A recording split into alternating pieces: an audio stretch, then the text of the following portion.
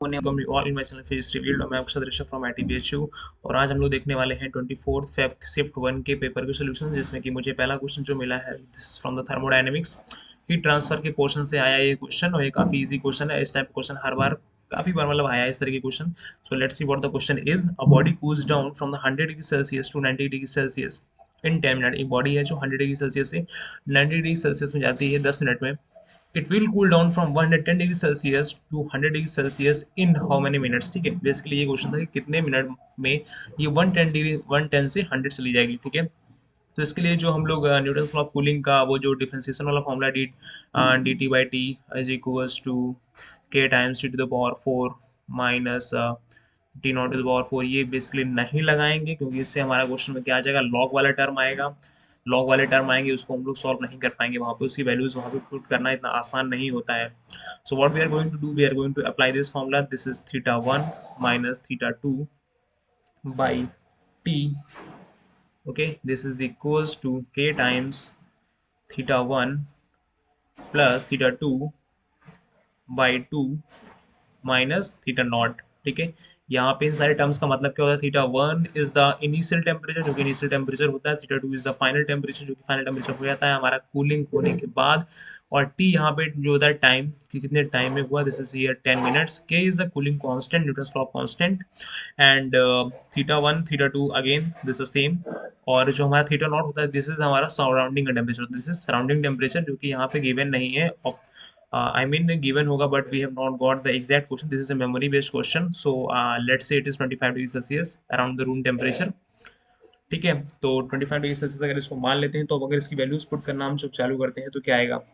अब यहाँ पे लिखेंगे 100, okay, 100 minus of this 90 degree upon time is 10 is equals to के।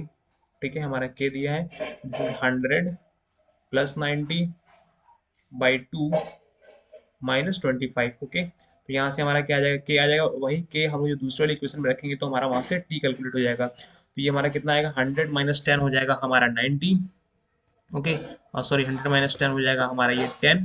सो 10 over this 10 is equals to के times, k times of what, this is 190, 190 by 2 is 95। Okay, 190 by 2 95 minus 25, तो हमारा के यहाँ से कितना आ गया, दिस इज 70। ओके, तो के आ गया हमारा 1 बाई, के is 1/70।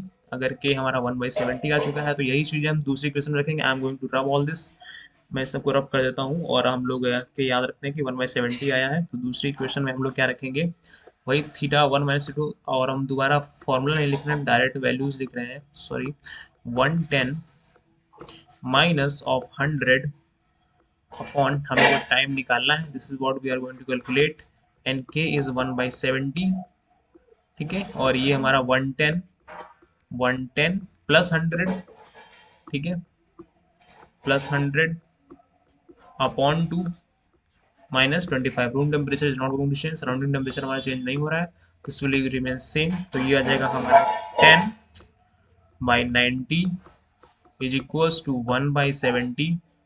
Okay, this is 1/70, and ये हमारा कितना आ जाएगा, this is 110/2, 210/2 is 105, 105 minus of 25। Okay, तो ये हमारा कितना आ जाएगा, ये हमारा हो जाएगा हमारा 80/70